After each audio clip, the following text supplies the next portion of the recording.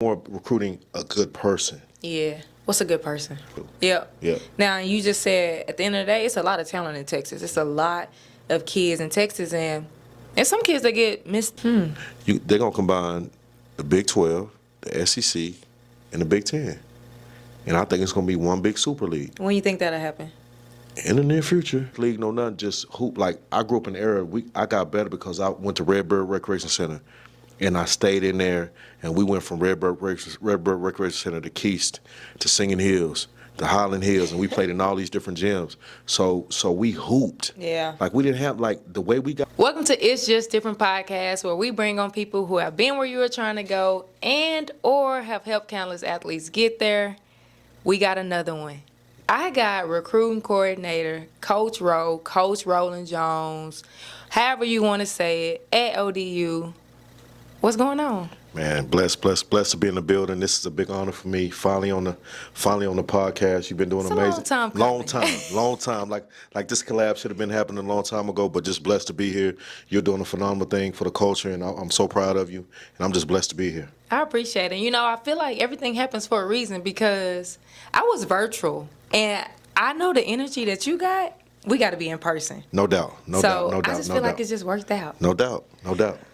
We start this podcast off with what's different. The name of the podcast is called It's Just Different. And I think that basketball is different, whether good or bad. Mm-hmm. What would you say is different as it relates to recruiting when it comes to girls basketball? I just think the platform is huge. I mean, you have boys and girls platforms which are humongous, and the sport has just taken off with the WNBA and, you know, the collegiate and what's happening at LSU or happening at Iowa, Caitlin Clark and, you know, Angel Reese, like, it's just taking off, like, yeah. And I just think the best is yet to come. Like I graduated high school in 1990, and seen some amazing high school girls basketball, but now it's just I don't even know how to put it into words. Being a recruiting coordinator, it's something that's always evolving every single day. Yeah. And to get on social media and look at Instagram and get on Twitter and look at these different platforms. You see something different every single day. Mm-hmm. Speaking of recruiting, what do you look for in kids when you're recruiting them? Obviously, we're always looking for talent. I mean, at the end of the day, our job is to win ball games and hopefully bring championships on our level at the mid-major level. Is getting to the NCAA tournament every year, but it's about winning. You know, our last 3 years have been 20-plus win seasons, and that's the norm now, and they expect us to win every year. But for me, it's talent, but the more that I recruit, the talent is still needed, but it's even more recruiting a good person. Yeah. What's a good person? Man, just somebody that's just going to buy in and believe in the culture and that wants to be coachable. Mm-hmm. That's the biggest thing today. Like, you have so many talented kids, but how many of those talented kids really want to be coached? Yeah. Yeah. Now, I ask that question a lot, and obviously you're going to get the talent, but just curious, like, what's something that parents and kids don't realize play into effect when it comes to recruitment? I just think their energy and, you know, I'll tell you what's a big turnoff for me is when the parents speak more than the kids do. Like, yeah, when the parents speak, like, why are you answering all the questions for the kid? Like, this is this kid's opportunity. This is this kid's chance to come to a phenomenal university and play for a phenomenal program. Like you're not going to be in practice every day. You're not going to be in front of the boosters and the donors trying to raise money for the program. You're not going to be a face of the program. So sometimes I think parents kind of overstep and try to make a way for their kid when the kid has actually made a way because they're talented enough to get our attention. But it's also the kid's opportunity to close the door and seal the deal themselves. Yeah. So should parents be asking questions, though? Oh, no doubt. 1,000%. This is their child. They are entrusting us as a program, as adults, to take care of their kids. Like I told you, we got 6 or 7 Texas kids, and a lot of them, it's been the same thing. Their parents, the big thing, it really wasn't the program or the wins and the losses that we've had the last couple of years, but it's really entrusting, you know, our head coach, Alicia Milton-Jones, and the rest of our staff to believe that we're going to look out for their child. That's a fact. Now, you said that the parents ask more. They're the ones asking a lot of the questions. What questions should these kids be asking? Like, what is the vision? How do you see me implemented into your program?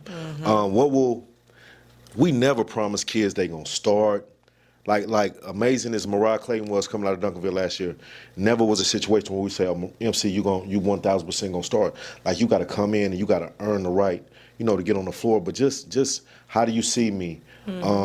How do you see me as far as using me in the community? How do you see me as far as using me on the social media platforms to help my brand grow? Because I think some of them they forget and don't realize like they're a brand within themselves of the major brand, which is the university, but they also can help our brand as well. Like everything works together. Yeah. Tit for tat. So number one, what's my role? How do you see me?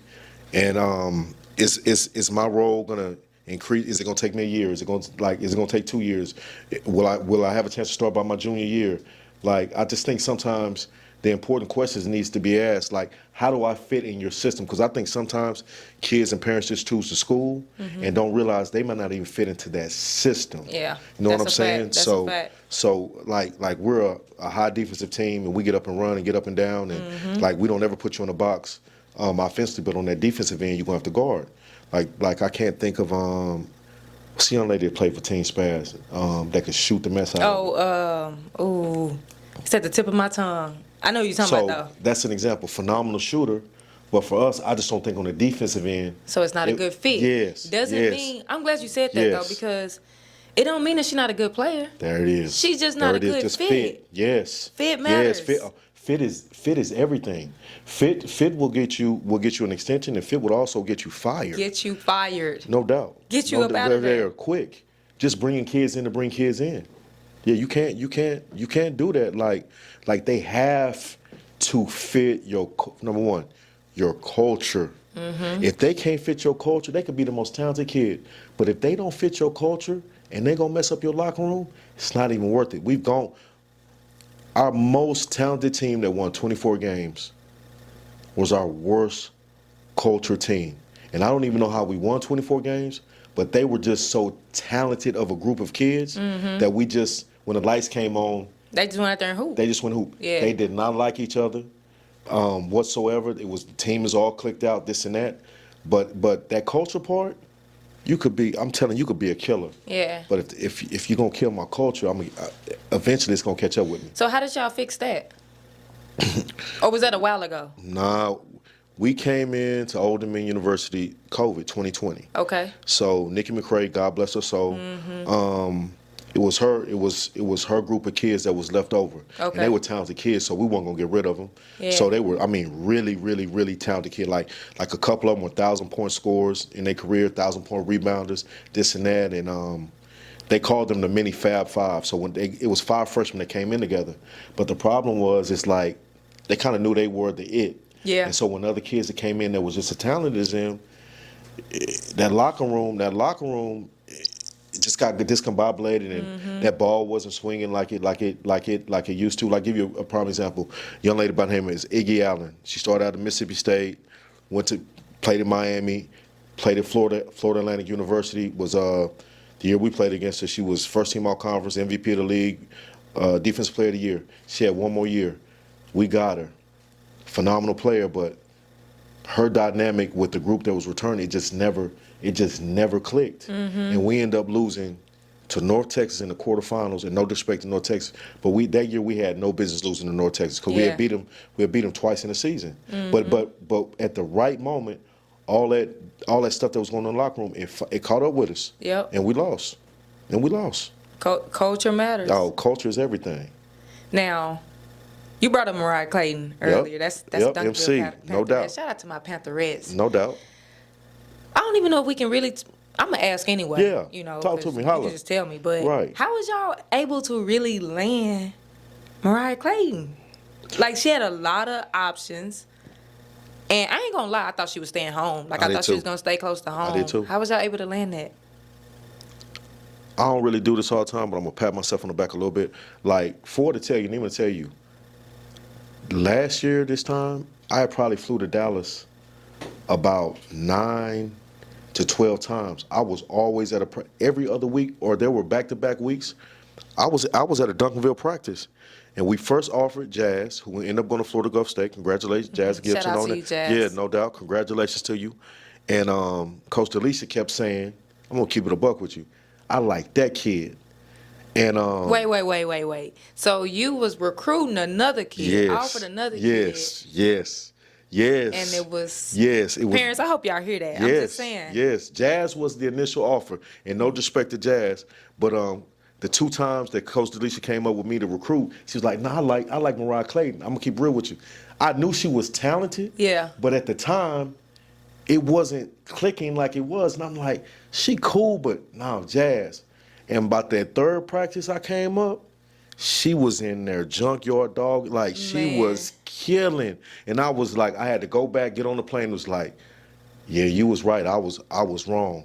And but it took you 3 times though. Like, yeah. And I don't mean to even cut you off, but you really like saying some stuff that they need to hear. Like, that wasn't first of all, the first time you saw her, it just, okay, she good, but this ain't it. 2nd time, 3rd time, you saw the kid multiple times. Like, Neiman Ford can tell you, if any school, probably outside these Texas schools that was in out-of-state schools, I was in Duncanville's gym more than any out-of-state school whatsoever. So they always saw me. So MC's a great kid. I never thought we was gonna get her. Yeah. Like, I thought she was gonna go to Stephen F. Austin. I thought she might have went to same areas in California. I just never thought. Like, it still baffles me to this day when I see her practice every day. Like, how did she get out of the state of Texas? Because she's that's the one. How'd she get out? She's a phenomenal talent. You know what I'm saying? So, yeah, it wasn't the first time. It wasn't parents. It was sometimes it's multiples. It's seeing the kid multiple times for you to realize, okay, she can fit. Mm-hmm. Yeah. So it didn't. And I'll flip it on this too though. So I don't know if you know, Layla Coleman is committed to us and signed. That shooter. Yeah. Shoot. So torn ACL. Mm-hmm. So we seen enough of Layla. Like a lot of school, like all of her schools, her offers. From what I understand, I think Texas State was one. It was some other schools. She had a lot of schools before torn ACLs. Like, everybody dropped off. But for us, she's so talented. It was a no-brainer for us. Like a torn ACL now is kind of like an ankle sprain. Like, people come back from it. So for us, it was a no-brainer, and that's another Duncanville kid that we're blessed to have. What made you take that risk? Like you said, a lot of schools dropped off. It's an ACL injury. You don't know how she gonna come back. What made you take that risk? She is a special talent, and I think a lot of people, when she get back healthy, like, I know she's trying to make it back and play this year. I really don't even care if she plays a game this year. Mm-hmm. But I know she's busting her butt to come back. But shooters are hard to find like that. Like her natural skill set is just it's just amazing to see. Mm-hmm. And the last time I seen her, excuse me, she was playing the 1 for Team Lex, one of the lower teams, and she was developing into the point guard spot. Mm-hmm. So for me, it was a no-brainer. Yeah. Now, you done talked about MC, you done talked about Layla. It's a lot of Texas kids on your roster. Mm-hmm. Why do you recruit? Why do you recruit so many Texas kids? I'm probably gonna get killed for this. Dallas for me, when I never knew I was gonna be a college coach to this magnitude, but I always said if I ever got a college job, the one state that I'm going to recruit harder than any state ever is the great state of Texas. Mm-hmm. I know I'm biased. I went to Dallas Carter High School. You went to Duncanville. Mm-hmm. So sports to us in the city of Texas, the state of Texas and the city of Dallas is everything. And I just think Dallas is the hotbed for girls high school basketball. And I feel like you can find so much talent in the state of Texas. Mm-hmm. Like I just don't understand, like, some of the local schools, like, why they don't have more Texas kids on their roster. But I do understand with this collective and this NLI and all this stuff, the landscape has changed. But, like, when I think of SMU, you got so many kids in your backyard. It's just my opinion. I don't know. But recruiting is difficult, and sometimes keeping these kids at home is difficult too. So, I don't know if I answered your question, but for me, it's a no-brainer for me. Texas is the first state I'm going to always come to. Yeah. Now, you just said, at the end of the day, it's a lot of talent in Texas. It's a lot of kids in Texas, and some kids that get missed over. Yeah. I think social media is key, right? And you hear it a lot, but I really want parents and players to know that they can make a difference in social media, and a highlight tape can make a big difference in a good way or a bad way. What should kids be putting in their highlight tapes? Obviously, your natural skill set. I mean, we're a skill set kind of university. Like, we love shooters, people that can put it on the floor, create shots for themselves. But we love shooters. We love athletes. I would just say show your strengths. Yeah. But like for us, definitely show you playing on the other side of the ball, playing defense, rebounding, making great passes, making reads, the extra pass or whatnot. It's not always about putting scoring, on your highlights or your mixtape or whatnot, and showing the world that you can score. But I will say, in a different example, like Layla Coleman had, I don't know, 40 something this summer or whatnot. I think 42. 42. Yeah, 42. So that highlight tape, definitely from that moment on, was like, oh, we got to go get this kid. and it's like maybe 3 weeks after that, 4 weeks after that, she tears her ACL. And so we get caught in limbo, like, what do we do? Do we still recruit the kid? Yada, yada, yada. And I kind of got a heart for this because I know I'm going to be in DeSoto's gym. And I just for some reason, I got a soft spot for the kid. Not in a bad way, but I just think she's gonna be a monster. Yeah. Yeah. But I say put other things on your film outside of just scoring. Show that you can play a complete game of basketball. You can make a read. You're in the passing lanes playing defense. Also showing great energy, dapping your teammates up, showing that you're a team player, showing great energy. High-fiving, like all that stuff counts too, though. How long should a highlight tape be? Ooh. I want to say, what's the norm that you see out there? Well, they all over the place, but to me, I think an average is about 2 minutes. Yeah, I would say 3 is a stretch. Yeah. When you get to that 5 range, it's just too much. It's too much. I think that's 3. You might as well do 3. Yeah. I tell athletes and parents, to me, my thing is 2 at the most. Yeah. Just because I feel like a coach they gonna be able to tell what a kid can do in 2 minutes. Yep. And I think the first clip is the most important. Yep. The first clip has to be the most important to catch somebody's eye. Because if a kid is sending, or a parent, whoever is sending a highlight tape to a coach, to me that's like cold calling. Yeah. And coaches gonna get them all the time. Yeah. So first 2 clips needs to be something that's gonna catch my eye. And I'll say this though, you'll be surprised the things we get in our emails with just people from Europe, Africa, all around the world sending their highlights or whatnot. And you run across and I actually look at all those emails. Do you? Yeah, because you just never know. So you look at any email that come through, you looking at? What I do, I put it in a folder. Okay. And come back to it, but 9 times out of 10, I'm gonna look at it, and I can tell within the first minute, 15, 20 seconds, is it a possible talented kid that we need to look at? From the email or from the highlight tape? From the highlight tape that's in the email. Okay, I got you. Yeah. So a lot of them they're emailing now, or they even I'm telling you what's crazy now in the summertime they're emailing their complete summer schedule. Mm-hmm. So it's like kids you never it's right, but so. And I get that you saying you look at all of them, but how can, if I'm trying to go to ODU and I know you getting thousands of how can I stand out? It's tough. Okay. Because if you get my attention and I'm intrigued, and I tell you I'm coming, you might not get multiple looks. It might be that 1 game or 2 games I see. And then I'm on to the next, or maybe it's intriguing enough to where I put you on my list and I come back another day to see if this carry over. But let me tell you about recruiting. That's what parents need to understand. A kid can have 1 good game, but I'll go watch a kid 7 times because I want to see, are you tricking me? Yeah. Like I want to see, okay, game 1 you did, and I'm writing down what you're doing each game. Oh, you recruiting. Yeah. And another thing I love to do is I want to see you play against a sorry team. And I want to see you play against a great team, but sometimes I'll go watch you play against a sorry team. Why? Because I want to see, are you still going to be engaged? Are you still going to play hard? Are you still going to be locked in? It's cool to be up for the big games. I know that may sound crazy. I'm kind of backwards with it, but I want to see when you playing against the nobodies too. Are you still engaged? Is your energy the same? Are you running the floor just as hard? Are you rebounding? Is your energy with your teammates the same? Are you locked in? Are you a space cadet on the bench? Like, man, I'll be glad when it's over with. Because those things matter too. Yeah. Yeah. Now, you said summer, so I know we in school ball right now, but I want to talk summer a little bit. Okay. What's your thoughts on all the circuits? Two, as far as the shoe brands in the leagues, like extend that question a little bit. Like, what you want to know? What's your thoughts in general? So you got you got the main circuits, obviously. Then you got Adidas Gold and Under Armour Rise.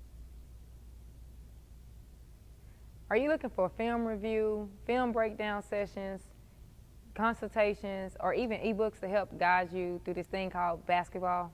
Well, I got you covered. Make sure you visit AshleyAnnRoberts.com for all your basketball needs. Nobody's too. Are you still engaged? Is your energy the same? Are you running the floor just as hard? Are you rebounding? Is your energy with your teammates the same? Are you still are you locked in? Are you a space cadet on the bench? Like, man, I'll be glad when it's over with. Cause those things matter too. Yeah. Yeah. Now you said summer, so I know we in school ball right now, but I want to talk summer a little bit. Okay. What's your thoughts on all the circuits? Two, as far as the shoe brands in the leagues, like extend that question a little bit. Like, what you want to know? What's your thoughts in general? So you got the main circuits, obviously. Then you got Adidas Gold and Under Armour Rise and Select 40 and Elite 40. And Too much. I can go on and on. Too much. You just said select. Like, that's too much, and you can't be at 5 places at one time. And you know what's crazy? It might be too much basketball. It may cause some of these kids to get overlooked. It's a lot of basketball. Power 24. Like, that's a lot of basketball. I'll start with the brands. Like, I'll probably get killed for it, but Nike is Nike, and I love it. Under Armour was pretty good for me this summer. A lot of people sleep on Under Armour. Yeah. A lot of people sleep on Under Armour. And for me, it's Nike and Under Armour. Then Adidas is Adidas, and I don't have anything against Adidas, but I think with the swoosh and everything, we just get caught up. Like, man, I got to go to Nike Nationals, this and that. But there was a lot of talent at Under Armour this year. Yeah. Where did you spend most of your time? Between Under Armour and Nike. This is my first summer really going on the Under Armour circuit. Usually, I just stay on the Nike circuit because you just get kind of brainwashed, like all the best kids are with Nike, this and that. That's not always the case. Like to see J.C. Abbey playing on the Under Armour circuit and seeing some of these other, I can't think of the team from Canada, that's pretty. How can I say it? Yes. Yeah, I know so to go, it's like a lot of big name kids and a lot of big name talent. I mean, you got FBC over there at the end of the day. For sure. That's the powerhouse of it. But then you got Arkansas Mavs and like, it's cool. Under Armour for me is cool, but I think it's too many leagues, too many teams, and they're playing too much basketball. Do you think there should be shortened dates? As much as I'm drained at the end of the recruiting period, that's the one thing I look forward to in the summertime is getting on the road and going to see it. But it can be kind of just overwhelming. Like, I think they need to condense something. What I want to do is put everybody in the building, and it's multiple terms to where Adidas. Yes, I said that. Where were we at? I think I was in, maybe that was Chicago. So in Chicago, there were 2 tournaments going on. You had, I guess you could say 3, but Nike, you had Nike Nationals, then you had the other side, and there was a tournament downstairs. So I didn't even know that. Yes, I was like, what if you had Adidas? Yes. Nike? Yes. Like all in one gym. They need to do it. But see, we take it a step further. You want it all in one gym, but I want them playing against each other. Or that. Yeah. See, just but you know line they it up. used to have well, that wasn't during live period though. But yeah, they did. J. Key them had the event, but it's not during live period. Yeah. Like, why not create something? And somebody will, but why not create something? Even if that's at the end of the summer, you take the top 4 from each circuit. Yeah. And let them play each other. Yeah, like, I'm with that. Or, I mean, I guess that's what USA is at the end. But still, even with it is. It's the younger kids. The 15, it's the younger kids. Yeah, the 15 and 16s, I guess. I mean, and that's cool too. Like that was a cool, dope environment to see that too. But I would love to see the 17s and like from the jump, like maybe you start that out for the beginning of the summer. That would be dope. Yeah. I think it's due. I think in the middle would be better, just because. And at the beginning, you got the AAU portal. That's true. After first live period, everybody talk to me about that. Like, what's that like? It's crazy. Really? Like,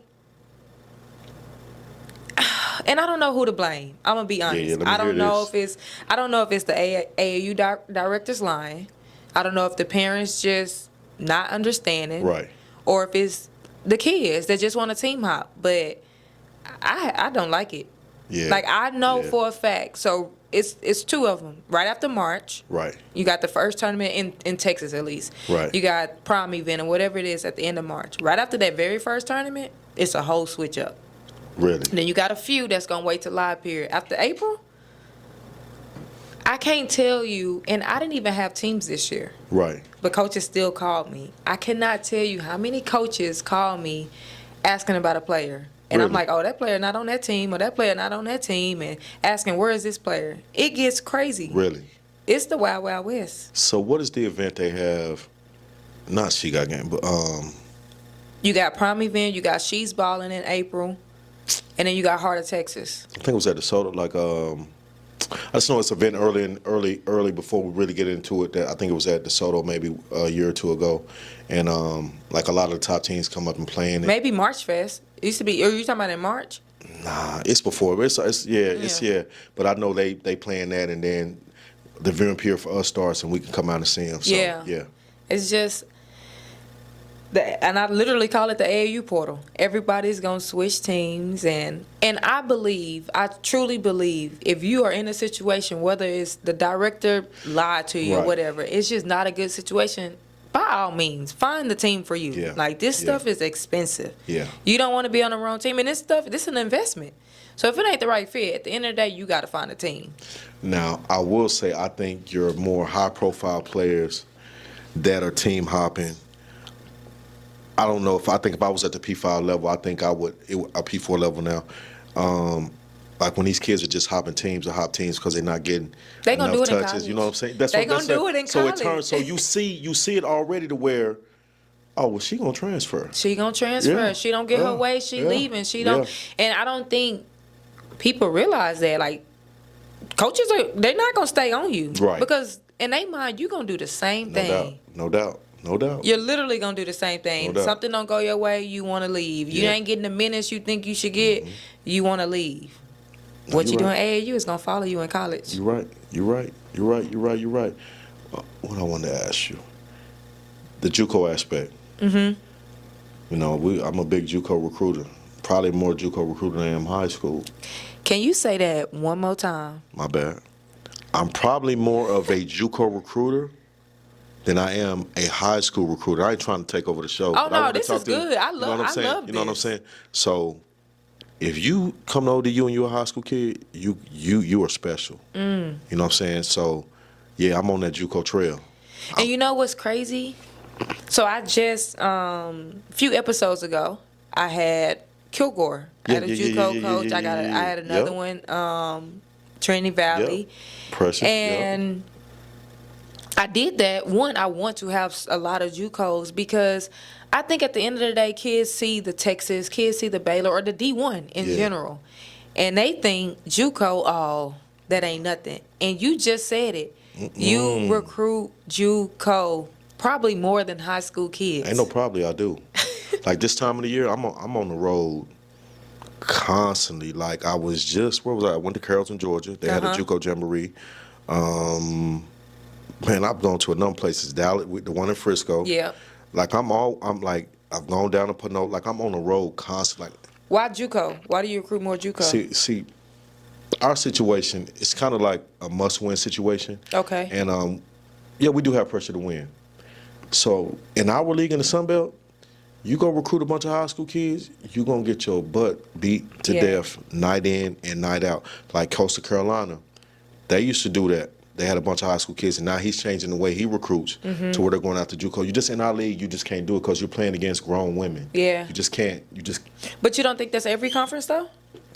I think on the mid-major, 1,000%. And it baffles me when I go, I don't know why I'm brain dead, but I go to these events, and I see these Power 4 schools at these JUCO events, and I'm like, why are y'all even here? Yeah. Yeah. So it's baffling to me.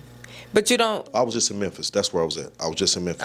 They had a jamboree. I was just. But are you saying they shouldn't be? They don't need to be there because they're not gonna get the kid, or what? I think a P4. All these talented high school kids out here. That you telling me, like I'm in the gym, Mississippi State. Yeah. Clemson, And I get some of maybe the bottom ones in the Power Four. They have to go get talented kids, and I get that, but it just baffles me. And maybe one day, God bless me, to be on that level. Maybe I'll be in the gyms trying to get. Because wouldn't it be the same though? Like how you're saying, the pressure to win. Yeah. Right. If you're talking about a Clemson or whoever, they got the pressure to win. So do they got time to develop all these high school athletes, or get a JUCO kid? So I did a case study and research, and I went back 8 years and looked at all the JUCO kids that went Power. It was Power 5 back then, right? But kids that went Power 5, none of them played. Really? None of them touched. I'm talking about didn't touch the court. Did not touch the court. 2 kids I know for a fact. McKenna Eddings went to Mobley College. She was a first-team JUCO All-American a year ago. It came down to us and Auburn. Went to Auburn, didn't touch the floor. Nia Valentine out of Shelton State, first-team JUCO All-American. It came down to us and Clemson. Went to Clemson, didn't touch the floor. So let me tell you what happened. Great kids, talented kids. So they get in the portal. The first school they call back to try to come back to is us. Yeah. But it's not a personal thing, but now that spot is gone. It's filled. So now they're in our conference on other teams. One is at Louisiana Monroe and the other one's at Georgia Southern. So if you go do your research, them JUCO kids don't play at these Power 5s. It's a JUCO kid out of Northwest Florida, French kid. I can't think of CC's whole name. She's at West Virginia in the Big 12. She's really good. I'm really, really interested to see if she's going to play. But you saying JUCO kids don't play at that level. Now, I don't know how it was for you, but in this, I'm telling you, to prove a point to a kid that we was recruiting, she ended up going to DePaul. I went in background check for the last 5 to 8 years, every JUCO kid that went Power 5, and none of them played over 2 minutes a game. So what these Power 4s are doing, they getting these JUCO kids as insurance policies. Just in case these kids don't work out, I got another talented kid that can come in and play right away. Yeah. So how can these high school athletes fight against that? If you got the mid-majors looking at JUCOs, you got the P4s looking at JUCOs, where's room for the high school athletes? If I'm a high school kid and I'm on the bubble, because for me, how many people out of high school really go to a Power 4 and play right away as a freshman? Not that many. So you know what I'm gonna do? If I'm really that talented and they're gonna come back and get me anyway, I'm going, and especially if I'm a qualifier, I'm going JC for a year, and I'm gonna go to a JC where I know I'm gonna get on the court and play, and I'm gonna go put up numbers, and I'm gonna get that scholarship a different way. I might not get it on the front end, but I got to go get this one on the back end. So I would go JC. I would go to Trinity Valley with Precious. Yeah. I can't think of the lady at Kilgore's name. Stephanie. Yeah, I would go down there to Kilgore with Stephanie. Now I see Madison Bob is down there. Madison Bob is there. So I would go. It's a number. Northwest Florida, Pensacola State. Like it's a number. Don't say all these JUCOs and don't say South Plains. You're right. My bad. South Plains. You're right. You're right. So Coach Kramer will kill me. You're right. Matt Kramer. My bad. Yeah, like I mean, I could go go on and on. Weatherford, Collin County. Like we just got to come here from a kid that played at Euless Trinity, I believe, high school. I don't know if you know Alicia Nunley. Okay, yeah. So she just committed to us. So for me, yeah, JUCO, yes. Now, what's your thoughts on JUCO or D2?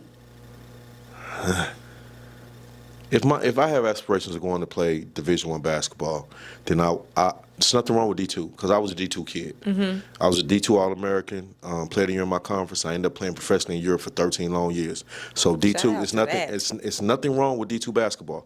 You know what? I haven't seen. You know what? No, my bad. I'm tripping. The Lone Star Conference is tough. So yeah, but do Division I coaches honestly really recruit D2 kids? True story. The lady that said Marshall came into our conference last year, won the league. She bought her best player, I can't think of the D2 that she was at, in Kentucky or somewhere, to Marshall. She led her team in scoring. She averaged like 23. She averaged almost 22 a night, coming from a Division II, coming up to the Division I level, and played well against us. And you would think, seeing this kid, that she had been in our conference for 4 years. But a true Division II kid that had went Division II for 3 years came in our conference and killed it. I think there is going to be a trend with our level of coaches that are going to start recruiting D2 kids. You think and so? Yeah, I do. Cause yes, I do. I think that's the next wave because eventually it's going to be a shift, and I think it's going to be you're going to have these super conferences, and then the mid-majors going to get left out. Yeah. So eventually you're going to have to go find talent wherever you can find it, and probably that's going to be a D2 kid or possibly even a top NAIA kid. Ooh, we didn't even talk about NAIA. Mm-hmm. So you think it's going to basically be a trickle-down effect? Yeah, no doubt. No doubt, no doubt. Eventually, our level is going to get squeezed out. They're going to combine the Big 12, the SEC, and the Big 10. And I think it's going to be one big super league. When you think that'll happen? In the near future. Think so? Yeah. I mean, I agree. Yeah, I wouldn't even disagree with that. Yeah. I don't know how they're going to do it, but yeah. I never would have thought that USC and UCLA would be in the Big 10. Facts. Like, USC's playing Michigan. UCLA is playing, who else is in the Big 10? Michigan State. Yeah. Like that travel and everything, even though they on private jets and whatnot, they can do it. But just the geographic going from the East Coast to the Midwest almost that's crazy to me. Yeah. Yeah. I agree. Now, I want to go back to these high school athletes. I got to stay on my high school For sure. athletes. We've talked about transfer portal. We've talked about the landscape of that and what I guess you can say kids should be doing. So when we talk about skill level, you talked about earlier and said that you recruit talent at the end of the day. What should these kids be focusing on to get better? See, I grew up in an era where there was no skill trainers. There was no athletic trainers. You just went and got it done. You got in the gym and you worked on your game. But I think the skill, I'm big on skill development. Like, that's my thing, recruiting skill development. So I do think, answer that question one more time. Just how can they get better? Like, I feel like, and you really own that even with the skill trainers. Like, I'm gonna be honest. I feel like a lot of these kids work on the wrong things. They do. They in the gym working on the wrong things. Yeah. So, like, what should they be working on? See, the difference between you came out of high school what year? 2010. I don't know how much pickup basketball they played in 2010. A lot of it. Okay. A lot of it. See, the difference between our era and this era now, in the summertime, they don't hoop. They don't hoop. Well, to their defense too, though, they play a million AAU games, but they don't really get a chance. Like, these kids that sitting on the end of the bench of these AAU teams, they're not getting any better. Mm-mm. Like these teams be having 12 players, and sometimes they only play like 6 or 7. So I do think they got to stay in the gym and work on their craft. It's the basic things, mechanics, shooting, dribbling, passing. I do think you need to get in the gym and play. Yeah. And play. I ain't talking about no rec league, no nothing, just hoop. Like, I grew up in the era, I got better because I went to Redbird Recreation Center, and I stayed in there, and we went from Redbird Recreation Center to Keast to Singing Hills, to Highland Hills, and we played in all these different gyms. So we hooped. Yeah. Like, we didn't have, like, the way we got better is by playing. And it not structured. Like, we hooping. Structured. And I know y'all had to pick up runs and all that. Like that's where you get better. And I just don't think these kids today, like if our kids played pickup at ODU, if we won 22 games last year, we probably would win 28. Because they don't hoop. Mm-mm. Like, we got our point guard last year was really good, and kind of find out she used to sneak in the student rec center and play with the boys. And it makes sense, though. Yeah. Like, her game was always on point. She always was in rhythm. And it was like, damn, like, we do skill development, but, like, Jordan be killing. It's because she was sneaking their rec center and go play with the boys. And probably mentally strong. Yeah. 1,000%. Yeah. For sure. You just said something earlier. What did you say? Oh, you talked about playing. Yeah. So, should these kids, we've been talking about circuits, and you got a lot of these EYBL teams, Adidas teams, Under Armour teams, they're going to roster 11 kids, 12 kids. Most times 9, 10, 11 ain't playing. Do they need to stay on these teams? What do they need to do? You need to go find a team that's there where you can get in rotation every team you go to, you're not gonna start. Like, I'm gonna tell you what I was confused about this summer, this EYCL, like that can like, and I didn't go see much of it. I was gonna say, did you even go over there? But the times that I did, it was some talented kids. So you may have to go the EYCL route. But see, that's where I feel like, and I ain't no college coach, but that's why I feel like I'm gonna have to disagree. Okay. The reason I say that because you just said you didn't really go over there. How many coaches did you see over there when you did go? Not many. Nah. So I don't. And this is what makes it hard for me because, one, I don't agree. I don't think that if it's a talented kid, my opinion, I don't think they should go EYCL because if they go to play college basketball, they spending all this money and they not going to get seen, right? Right. That's also why I hate the fact that I feel like independent programs are getting squeezed out because now all the circuit teams are taking the dates. So this year, Nike had every stop. Mm-hmm. Right? So I had competitive edge. And I think the beauty of my program was, one, I knew all the tournament directors, and I was able to get matched up with all these circuit teams. We went to New Orleans, right? My 16s played Team Takeover, Missouri Phenom, and Essence in one tournament. That's dope. Like, that's three EY. Top And then the 14 was, who was it? It was Adidas team. So we had every single game was against a circuit team. That's dope. Right? And I wish, like, I hate that it's not like that no more because Nike taking all the stops.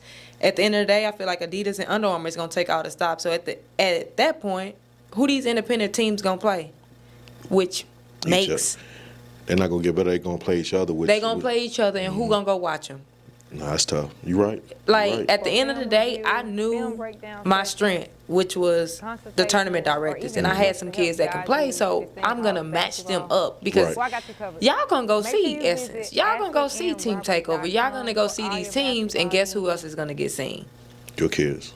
At the end of the day, all you got to do is perform. That's it. That part. That's it. I would much rather do that than play on Adidas Gold, EYCL, Under Armour Rise. Because they're not going at the end of the day. So I'm curious to see, like, what's going to be the fix for that. Because I personally feel like it's pushing these kids to play on a circuit team. And some of these kids don't need to be playing on that team. Mm-hmm. But it's like, what do they do? Well, I think a lot of their parents do it for the prestige. My baby played in the EYBL. My baby played for, it's a prestige where their kid is not even getting a chance to even play or develop like that. Like you look up, it's your senior year and you don't have no offers and you got to go to a Division II or NAIA and this and that. You know what I'm saying? So the landscape is changing summer by summer. Summer by summer, that's it. And it's like if you don't keep up or make the right decisions for your child, they can get left behind easily. Mm-hmm. Mm-hmm. As we kind of wrap up, I want to switch it up to ODU for a second. Talk to me. What's the best thing? Really, y'all conference first. You talked about Sunbelt. Mm-hmm. What's the best thing about the conference? Man, they call it the Sunbelt. It's the fun belt. It's high energy, up and down. You know, like you could play a team like us, ODU, where we get out and run, but we have just as much structure as JMU, to where JMU plays the opposite. They're really structured, really into their sets, really into their schemes of things. Not as many. It's more Caucasian. Yeah. With some athletic, athletic kids, and he does a phenomenal job. Then you come to us to where we're highly athletic, getting up and down. Mm-hmm. Then you have Troy, who's won I don't know how many Sunbelt championships Coach Ribby has won at Troy. She goes and gets like 8 or 9 guards and 6 post players, and they're gonna press you the whole game. And when I say the whole game, they're gonna press you the whole game. And then trying to think who else in the league that us, JMU, Troy. I mean, it's just a dog league. Like as a guard, you have to be a dog. Like you have to have some type of athleticism or whatnot. You know what I'm saying? Like Mariah Clayton fits perfect. Yeah. You know what I'm saying? So you just night in and night out, you can go play out the worst team in our league. Like somebody at the bottom, they're not the worst team. You go play Austin P. Yeah. You can walk out there and get drugged by 20. Like, you can go anywhere in our conference and play our bottom teams to the top and lose. Every year, it never fails that somebody is right there about to win a regular season championship, and they go somewhere on the road, like the last 2 games of the regular season, and they lose. And like 2 years ago, it was a 4-way tie for first. We played Coastal Carolina at Coastal Carolina. We lost. We had just beat them a week before at home by 20. If we'd have won that game, we'd have been co-champs. Wow. Yeah, so it is the Sunbelt Conference is a high volume, high energy, highly skilled league. And what is it going to take for ODU to be champions? Whew. I mean, we're right there. The last 2 years, we lost in the semifinals by 6. Recruiting. Like, you may think, you ask me all these questions about recruiting. In my head, I've already built the team for next year. So, like, we got a hole right now at the PG spot. We got a freshman, Anissa Muhammad. We have a kid that was at UTSA. And then we have wings that can play the 1.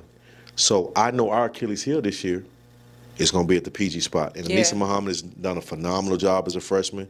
And the other young lady who was a transfer in from UTSA is doing a phenomenal job. But the one thing is, you have to have pieces in everything. The PG position is so important. Yeah. Then your wings, then you got to have dogs at the wing spot that can go get your bucket at any time. Right. It's like the correct balance, the correct pot of gumbo, the right spices.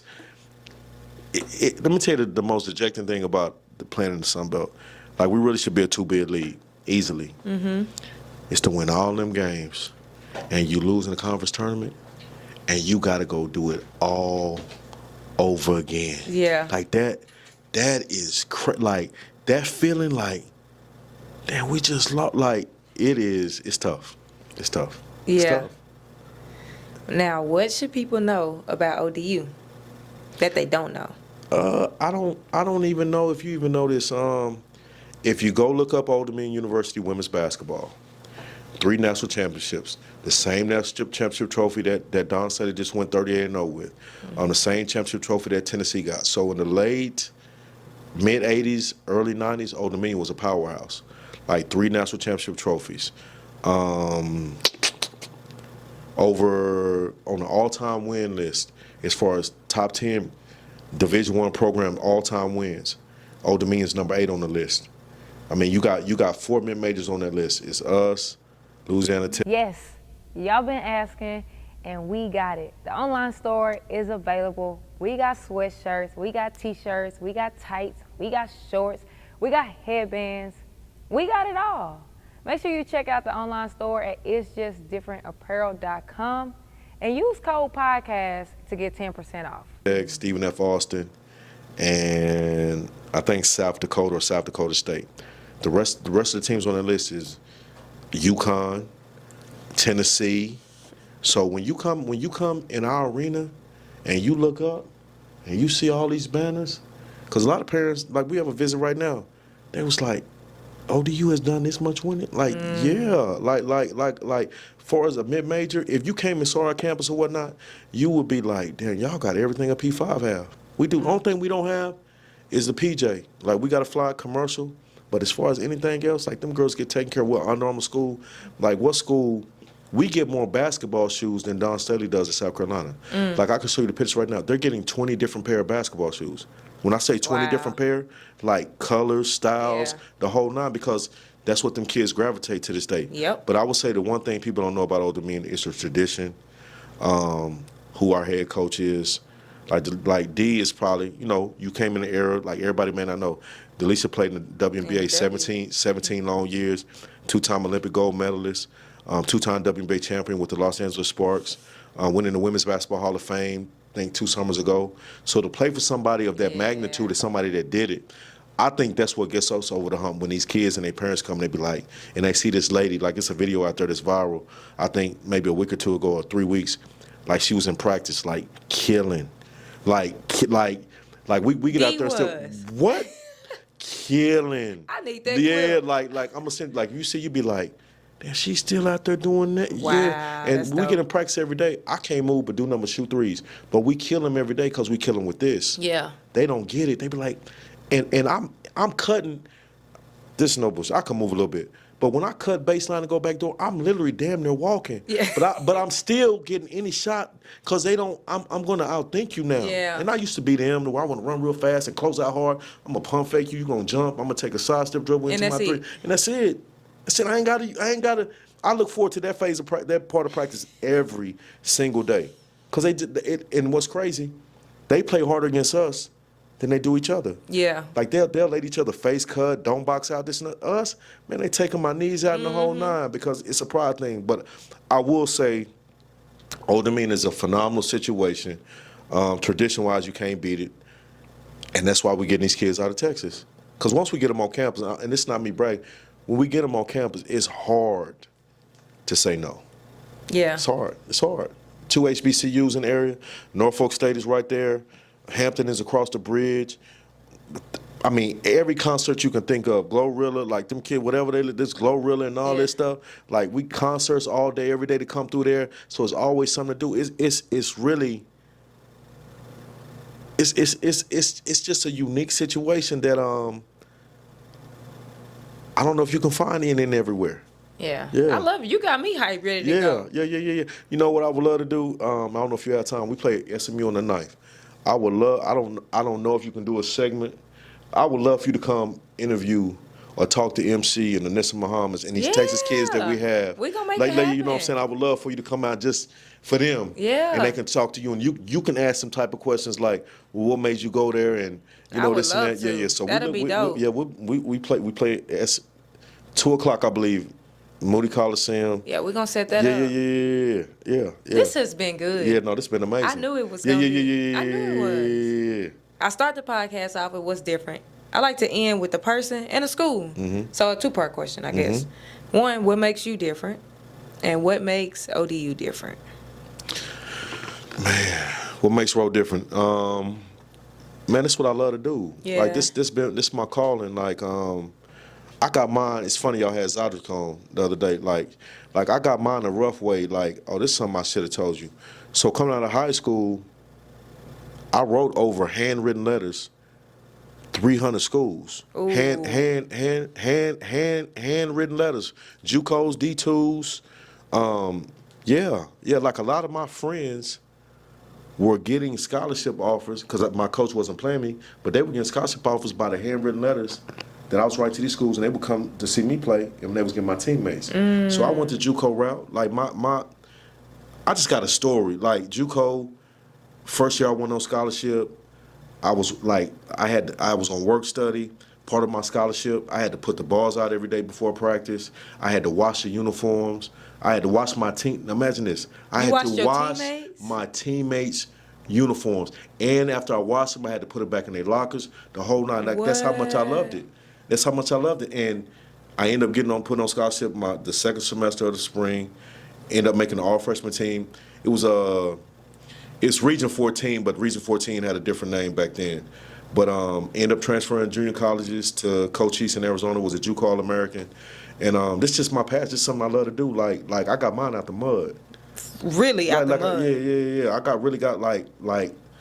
Yeah. I so how am I on the top AAU team in the city of Dallas, playing with all the stars of Dallas, Devin Hedrick-Smith, Greg Ostertag, all these big name players. But when I go to my school, I'm not playing. But I could have transferred easily and went to a number of other schools where they was trying to get me to play. But man, I'm a go-getter. I love the underdogs. Roland, I have a soft spot for the kids that get overlooked and be willing to give them a chance. But you can't give everybody a chance because you can't have a team full of those type of kids. But for me, Roland, I just love what I do. I love what, like you, like to see this, like, I don't know where I met you. Like, it's 2-3 years now. Like, to see you, I salute you. Like, what you're doing is amazing. I appreciate it. And I hope you say you don't want to do the ESPN thing, but you need to we're gonna make it big in the youth.